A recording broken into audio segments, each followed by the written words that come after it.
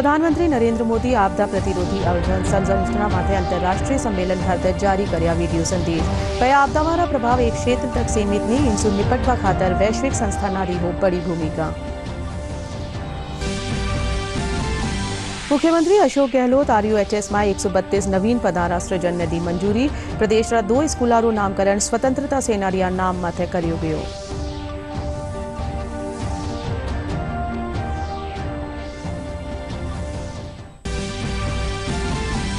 राज्य सरकार और चिकित्सकारे बीच राइट टू हेल्थ बिल ने ले राजवी समझौता वार्ता। इनसु पहली राजधानी में काढ़ी निजी चिकित्सकारी रैली।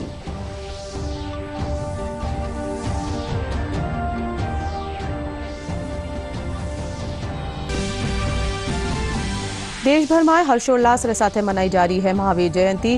राष्ट्रपति, उपराष्ट्रपति और प्रधानमंत्री महावीर जयंती माथे देशवासियों ने दी बधाई और शुभकामनाएं।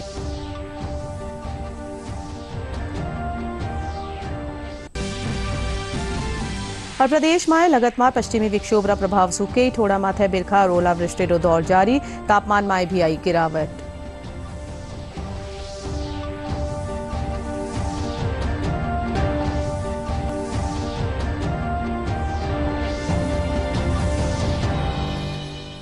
नमस्कार, राजस्थानी समाचार में सगलारू घणु स्वागत है।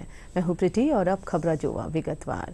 प्रधानमंत्री नरेंद्र मोदी आपदा प्रतिरोधी अवसंरचना माथे अंतरराष्ट्रीय सम्मेलन ने वीडियो संदेश जरिए संबोधित कर्या। समावेशी आधारभूत अवसंरचना प्रदान करवारा उद्देश्य सु आयोजित इन सम्मेलन में जारी वीडियो संदेश में प्रधानमंत्री कहा कि आपदावारो प्रभाव एक खेतर ताई सीमित नहीं रहे, इसलिए इन खातर यासु निपटवा खातर वैश्विक संस्थानारी बड़ी भूमिका की आवश्यकता है। In just a few years, over 40 countries have become part of the CDRI. This conference is becoming an important platform.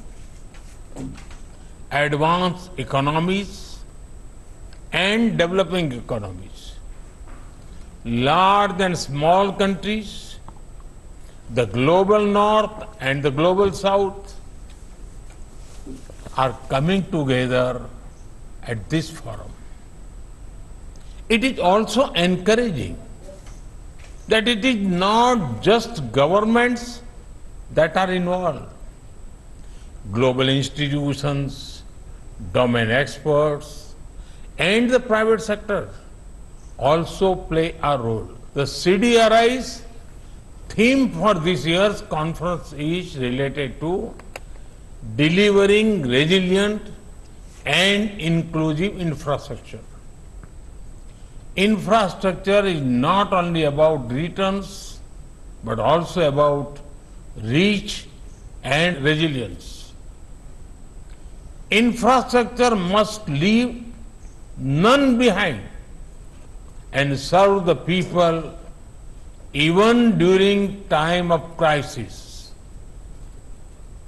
Further, a holistic view of infrastructure is needed. Social and digital infrastructure are as important as transport infrastructure. Each nation and region faces disasters of different kinds. Societies evolve local knowledge related to infrastructure that can withstand disasters.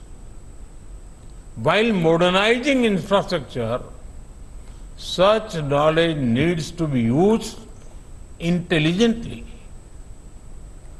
Modern technology with local insights can be great for resilience.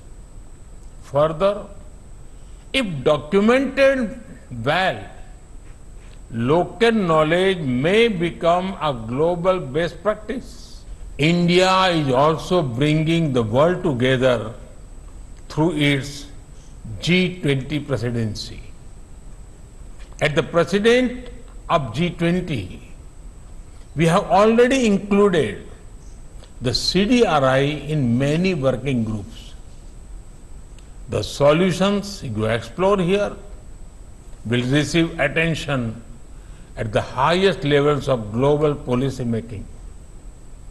This is an opportunity for CDRI to contribute to infrastructure resilience, especially against climate risks and disasters. Recent disasters have reminded us of the scale of challenges we face. Let me give you a few examples. We had heat waves across India and Europe. Many island nations were harmed by earthquakes, cyclones, and volcanoes. Earthquakes in Turkey and Syria caused great loss of lives and property. Your work is becoming more relevant. There are great expectations from the CDRI. मुख्यमंत्री अशोक गहलोत राजस्थान स्वास्थ्य विज्ञान विश्वविद्यालय में 132 नवीन पदारा सृजन ने मंजूरी दी है। इनसू राजस्थान स्वास्थ्य विज्ञान विश्वविद्यालय में चिकित्सकारी संख्या में बढ़ोतरी वेली। इन पदा में आचार्य, सह आचार्य, सहायक आचार्य और सीनियर रेजिडेंट 22 पद और जूनियर रेजिडेंट 44 पदा समेत कुल 132 नवीन पदारों सृजन वेला। इनके अलावा राज्य सरकार भारत री आजादी में अहम भूमिका निभावाला स्वतंत्रता सेनानियारा नाम माथे 2 विद्यालयों नामकरण કર્યા है। मुख्यमंत्री राजसमंद और चूरू जिलारा एक विद्यालय नामकरण संबंधित प्रस्ताव रो अनुमोदन कर्या है। राजसमंद जिलारा राजकीय बालिका उच्च माध्यमिक विद्यालय नाथद्वारा रो नामकरण स्वतंत्रता सेनानी स्वर्गीय नरेंद्रपाल चौधरी रा नाम पर कर्यो गयो है। वटे चूरू जिलारी ग्राम पंचायत फोगा भरतरीरा राजकीय उच्च माध्यमिक विद्यालय सरदार शहर रो नामकरण स्वतंत्रता सेनानी स्वर्गीय गोपाल सिंह राजवीरा नाम पर कर्यो गयो है। साथ ही इनके अलावा प्रदेश में 41 विद्यालय में नवीन संख्याएं खोलिया जावेला। राइट टू हेल्थ बिल रा विरोध में आज राजधानी जयपुर में डॉक्टर्स कानीसू महारैली रो आयोजन कर्यो गयो। इन बीच राज्य सरकार और चिकित्सकारे बीच 8 सूत्रीय मांगा ने लेर समझौता वार्ता हुई। मुख्य सचिव उषा शर्मा रा निवास माथे चिकित्सा महकमा रा प्रमुख शासन सचिव टी रविकांत, IMA उपचार और PHNS रा प्रतिनिधियों रे बीच वार्ता हुई। PHNS रा सचिव डॉक्टर विजय कपूर बताया कि सरकार रे साथे 8 सूत्रीय मांगा माथे समझौतो हुयो है। काल सुबह सू सगला निजी सफाखाना खुल जावेला। इनसू पहले चिकित्सका कहानीसू रैली रो आयोजन कर्यो गयो जो रेजिडेंट हॉस्टल ग्राउंड सू रवाना होर सूचना केंद्र अशोक मार्ग 5 बत्ती MI रोड होता थका JMA पुगी। रैली में मोटी तादाद में निजी चिकित्सक भाग लेना। हमने ये कहा था प्राइवेट सेक्टर को इससे बाहर कर लीजिए, पायलट प्रोजेक्ट के तौर पर सरकारी इंस्टीट्यूशंस में लागू करिए। सरकार ने इस बात को मान लिया है। Private sector has been totally exempted from RTH. This is a big win for the medical fraternity of the entire country. कल सुबह 8 बजे से सारे प्राइवेट अस्पताल, सारे डॉक्टर अपने रूटीन काम पर वापस लौट आएंगे। मुख्यमंत्री अशोक गहलोत कहा कि कोई भी व्यक्ति इलाज रा अभाव में कष्ट नहीं पावे। इन सोच रे साथे राज्य सरकार स्वास्थ्य रो अधिकार ले रही है। वना कहा कि यह खुशी री बात है कि राज्य सरकार कानीसू राइट टू हेल्थ बिल रा संबंध में चिकित्सकारे समक्ष रखा गया प्रस्ताव माथे सहमति बनी है। चिकित्सकारो जन हितैषी कानून माथे सहमत होनो सुखद संकेत है। इनसू Rajasthan right to health bill लागू करवालो पहलो राज्य बनेलो।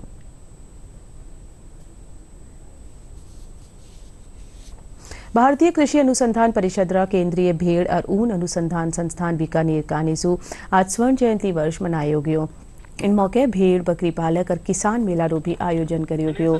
इनमें बीकानेर और उदयपुर रा के गांवारा करीब 400 काश्तकारा भाग लेना।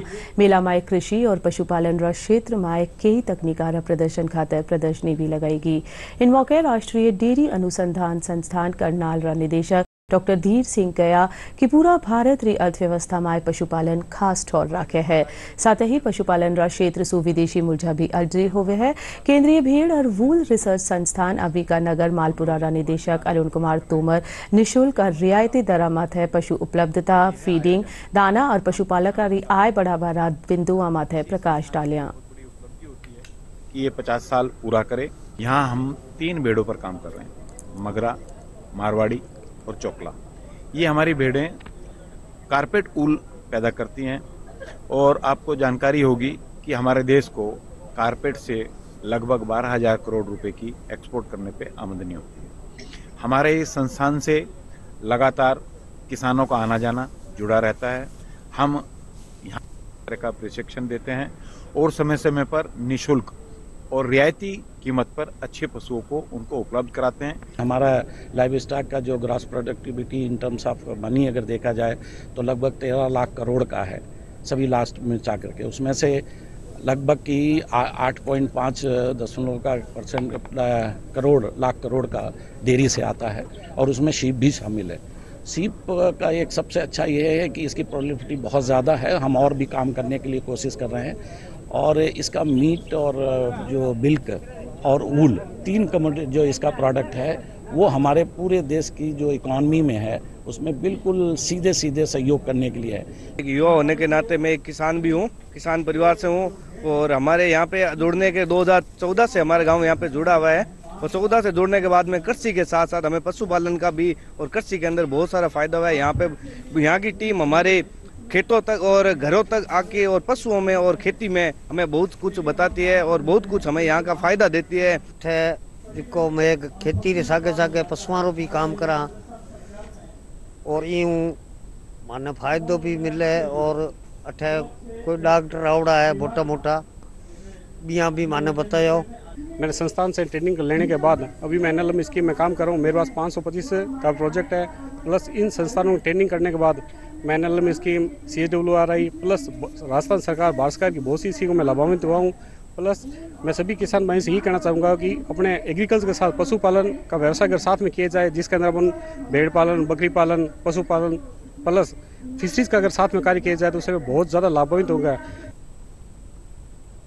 आश्रय संस्था विद्या भारतीरा अंबाबाड़ी स्थित आदर्श विद्या मंदिर विद्यालय ने डिजिटल बनाबारी पहल करेगी है। आश्रय संस्थान एजुफ्रंटरा सहयोग सु डिजिटल लर्निंग इकोसिस्टम माथे आधारित अनूठो pilot project 1 tablet 1 child program रे तहत 6ठी सुलहर 12वीं क्लास रा 25 अध्यापक समेत 350 स्टूडेंट्स ने टैबलेट पाटर क्लासेज रो डिजिटलाइजेशन कर्यो गयो।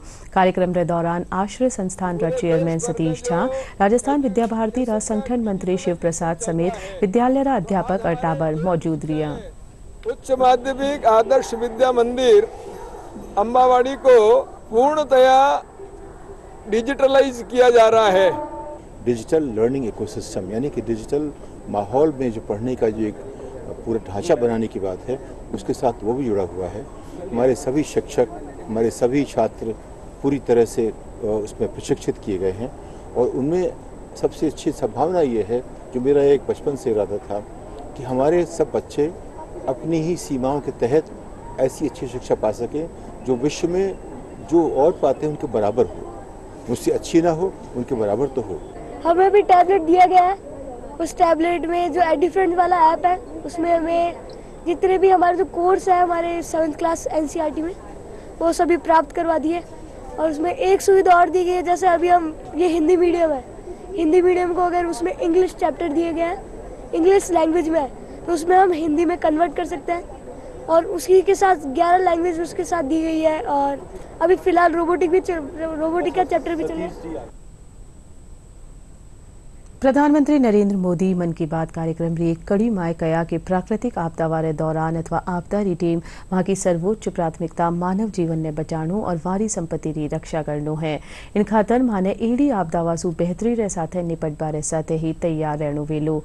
28 फरवरी 2018 ने अपनी मन की बात कार्यक्रम री कड़ी माय प्रधानमंत्री कया कि प्राकृतिक आपदा वारा परिणाम खातर माने सतर्क और जागरूक रहनो वेलो।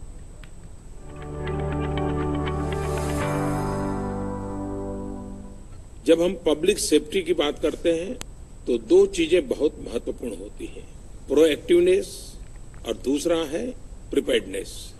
सेफ्टी 2 प्रकार की होती है, एक वो जो आपदा के समय जरूरी होती है, सेफ्टी ड्यूरिंग डिजास्टर्स, और दूसरी वो जिसकी दैनिक जीवन में आवश्यकता पड़ती है, सेफ्टी इन एवरीडे लाइफ। अगर हम दैनिक जीवन में सेफ्टी को लेकर जागरूक नहीं है, उसे हासिल नहीं कर पा रहे हैं तो फिर आपदा के दौरान इसे पाना मुश्किल हो जाता है। ભારત સરકાર વન્ય પ્રાણીઓના સંરક્ષણ ખાતર સતત પ્રયત્નશીલ है। यही कारण है कि सरकार ने प्रोजेक्ट टाइगर और प्रोजेक्ट एलिफेंट जेडी योजनाओं में शानदार उपलब्धि मिली है। केंद्र सरकार इन दिशा में एक और पहल करता थका इन प्रोजेक्ट से जुड़ी वित्तीय योजनाओं ने एकीकृत करवारो कदम उठाया है, जिनसु वन्य प्राणियों संरक्षण रा काम ने और बेहतरी से करियो जा सके है।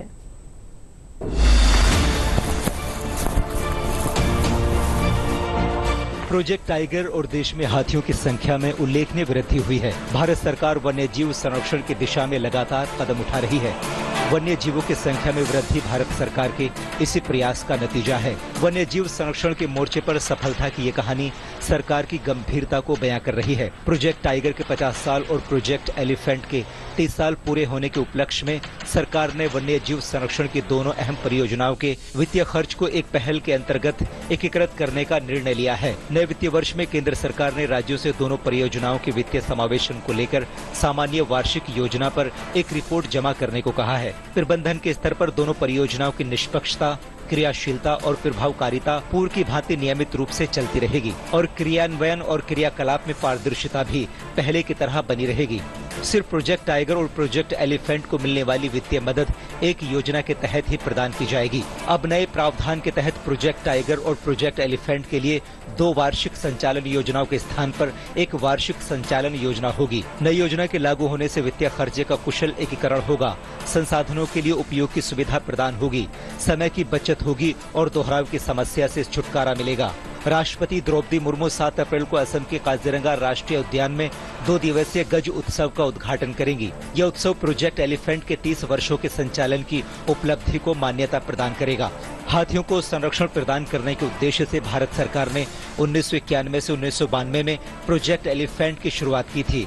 इसके तहत हाथियों, उनके आवासों और प्रवास मार्गों को संरक्षण प्रदान करना है। हाथियों और मनुष्यों के बीच होने वाले विवादों का निपटारा और भारत में बंदी हाथियों के स्वास्थ्य की सुविधा को सुनिश्चित करना है। दुनिया की 60% से अधिक जंगली हाथियों की आबादी भारत में है। हाथी देश में मुख्य रूप से दक्षिणी और पूर्वोत्तर भारत के साथ साथ पूर्व, मध्य और उत्तरी क्षेत्रों में पाए जाते हैं। राजफेड कानीसु समर्थन मूल्य माथे रबीनी 2 फसला सरसों और चना की खरीद करी जा रही है। राजफेड एमडी उर्मिला राजौरिया बताया कि 1 अप्रैल से खरीद शुरू हो चुकी है। अब ताई 54 मेट्रिक टन सरसों और चना की खरीद करी जा चुकी है। चना रो बाजार भाव सु समर्थन मूल्य बत्तो मिलवा सु काश्तकारा ने फायदो हो रियो है और काश्तकार अपनी फसल अठे बेच रिया है।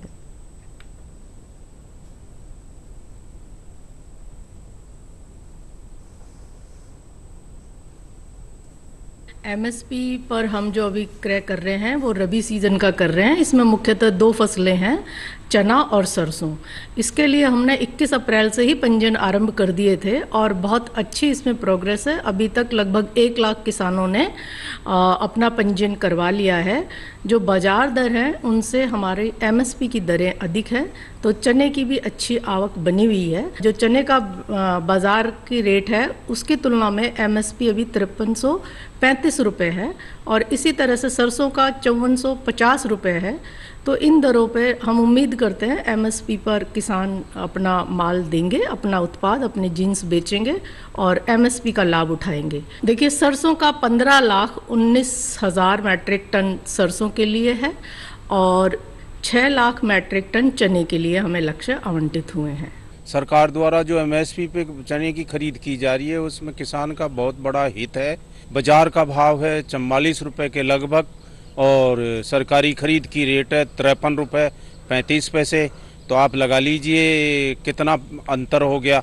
25 कुंटल पर मुझे करीब 22-23 हज़ार रुपये का पैसा अधिक मिलेगा बजाय बाजार के। महावीर जयंती आज देश भर में हर्षोल्लास रे साथे मनाई जा रही है। उत्तर भारत प्रमुख जैन तीर्थ स्थल श्री महावीर जी में भगवान महावीर की जयंती माथे कई धार्मिक और सांस्कृतिक कार्यक्रम आयोजित किया जा रहा है। भगवान महावीर की विशेष पूजा अर्चना करी जा रही है। देश भर से आया श्रद्धालुओं की भीड़ उमड़ रही है। 8 अप्रैल तक आयोजित होने वाला वार्षिक मेला के दौरान काल भगवान महावीर की जयंती माथे धार्मिक कार्यक्रमों का आयोजन किया। जिला प्रशासन अधिकारी मेला में करी जा रही व्यवस्था वाली जानकारी दी।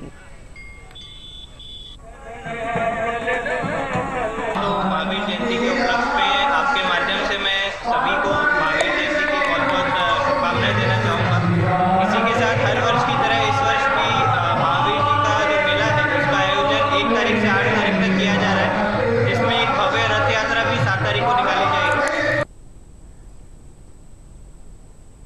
राष्ट्रपति द्रौपदी मुर्मू, उपराष्ट्रपति जगदीप धनखड़ और प्रधानमंत्री नरेंद्र मोदी महावीर जयंती रे मौके देशवासियों ने विशेषकर जैन समाज ने बधाई और शुभकामनावां देनी है।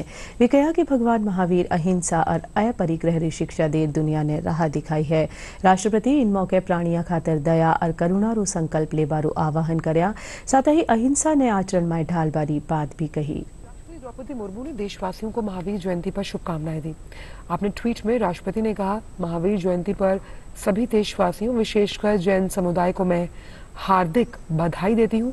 भगवान महावीर ने सत्य, अहिंसा, अपरिग्रह और की शिक्षा देकर मानवता को राह दिखाई। सभी देशवासी अहिंसा को आचरण में ढालें, प्राणियों के प्रति करुणा का संकल्प लें और प्रकृति का संरक्षण करें। उपराष्ट्रपति जगदीप धनखड़ ने महावीर जयंती के शुभ अवसर पर देशवासियों को बधाई दी। अपने संदेश में उपराष्ट्रपति ने कहा, मैं महावीर जयंती के शुभ अवसर पर देशवासियों को हार्दिक शुभकामनाएं देता हूं। भगवान महावीर की शिक्षाएं हमें शुचिता, करुणा और सच्चाई के मार्ग पर जीवन जीने के लिए प्रेरित करती हैं। महावीर जयंती एक समृद्ध, सार्थक जीवन हेतु त्रिरत्नों सम्यक दर्शन, सम्यक ज्ञान और सम्यक चरित्र के प्रति हमारी प्रतिबद्धता की पुष्टि करने का सुअवसर। आइए हम भगवान महावीर के आदर्शों के प्रति स्वयं को समर्पित करते हुए करुणा, दया और सत्य से प्रेरित विश्व के निर्माण की दिशा में मिलकर काम करें। प्रधानमंत्री नरेंद्र मोदी ने भी महावीर जयंती की शुभकामनाएं दी। प्रधानमंत्री ने ट्वीट करते हुए कहा, आज एक विशेष दिन जब हम भगवान महावीर की महान शिक्षाओं को याद करते हैं। उन्होंने एक शांतिपूर्ण, सामंजस्यपूर्ण और समृद्ध समाज के निर्माण का मार्ग दिखाया। उनसे प्रेरित होकर हम हमेशा दूसरों की सेवा करें और गरीबों और दलितों के जीवन में सकारात्मक बदलाव लेकर आएं। केंद्रीय गृह मंत्री अमित शाह ने देशवासियों को महावीर जयंती के अवसर पर शुभकामनाएं दी। अपने ट्वीट संदेश में उन्होंने कहा, समस्त देशवासियों को महावीर जयंती की हार्दिक शुभकामनाएं। भगवान महावीर जी द्वारा दी गई शिक्षाएं और उनके अहिंसा, सत्य, असत्य, ब्रह्मचर्य और अपरिग्रह के पंचशील सिद्धांत सदैव हमारा मार्गदर्शन करते रहेंगे। और अब खबर मौसम री। प्रदेश में लगातार पश्चिमी विक्षोभ प्रभाव से कई ठोड़ा माथे बारिश और ओलावृष्टि क्रम जारी है। बेमौसम ओलावृष्टि और बारिश सु फसला ने भारी क्षति हुई है। मौसम विभाग निदेशक राधेश्याम शर्मा बताया कि फिलहाल प्रदेश में 9 अप्रैल तक विक्षोभ रो असर रहेलो। इन दौरान आवाला 24 घंटा में जयपुर और कोटा संभागा में तेज हवारे साथ बारिश और मेघ गर्जन रे साथ कटे कटे बिजली गिरबारी संभावना है। पिछले 24 घंटों से राजस्थान के बीकानेर, जोधपुर, साथ ही साथ अजमेर, जयपुर और कोटा संभाग के इलाकों में देखने को मिला है। पूर्वी राजस्थान में सबसे ज्यादा बारिश झुंझुनू डिस्ट्रिक्ट में रिकॉर्ड की गई है। वहीं पश्चिमी राजस्थान में यदि बात करें तो नागौर, पर्वतसर में भी मध्यम दर्जे की बारिश रिकॉर्ड की गई है। मैप के जरिए यदि देखें तो अगले 24 घंटों में अभी भी पश्चिमी राजस्थान का जो बीकानेर डिवीजन है या जो पाकिस्तान से लगने वाले जो सरहदी इलाके हैं, यहाँ पर आज भी रात्रि के समय थंडरस्टॉर्म एक्टिविटी हो सकती है। वहीं कोटा डिवीजन का जो इलाके हैं वहां पर भी आज इस सिस्टम के असर से थंडर एक्टिविटी हो सकती है। इसके अलावा यदि 5 तारीख को हम बात करें तो देखेंगे कि 5 तारीख को इस सिस्टम का असर जो है वो मुख्य रूप से आप देखेंगे कि नॉर्थ वेस्ट राजस्थान का जो इलाका है, स्पेशली गंगानगर, हनुमानगढ़, बीकानेर और चूरू से लगने वाले रहते हैं, तो इन इलाकों में भी एक बार फिर से 5 अप्रैल को रात्रि के समय मध्यम से तीव्र दर्जे का थंडरस्टॉर्म, तेज हवाएं और आकाशीय बिजली के साथ कहीं कहीं हल्के से मध्यम दर्जे की बारिश का दौर रहेगा।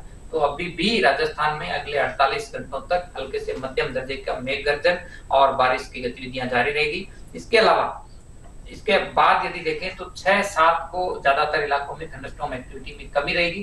हालांकि 9 और 10 अप्रैल से एक बार फिर से साउथ ईस्ट राजस्थान के कुछ भागों में थंडरस्टॉर्म गतिविधियां शुरू होगी। और चालबाऊ पहली एक बार फिर सुजोआ मोटी खबरां। प्रधानमंत्री नरेंद्र मोदी आपदा प्रतिरोधी अवसंरचना माथे अंतर्राष्ट्रीय सम्मेलन खातर जारी कर्या वीडियो संदेश। कया आपदा वाला प्रभाव एक क्षेत्र तक सीमित नहीं, इनसु निपटवा खातर वैश्विक संस्थानारी हो बड़ी भूमिका।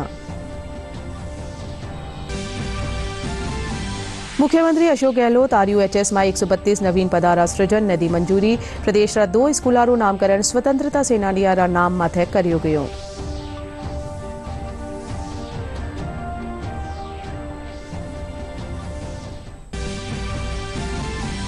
राज्य सरकार और चिकित्सकों के बीच राइट टू हेल्थ बिल ले राजवी समझौता वार्ता। इनसु पहली राजधानी में काढ़ीगी निजी चिकित्सकारी रैली।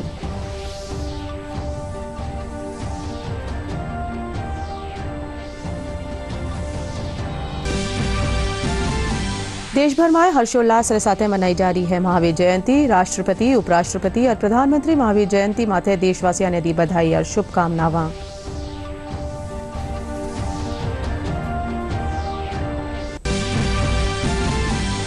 प्रदेश में लगातार पश्चिमी विक्षोभ का प्रभाव सूके ठोड़ा माथे बिरखार ओलावृष्टि रो दौर जारी। तापमान में भी आई गिरावट।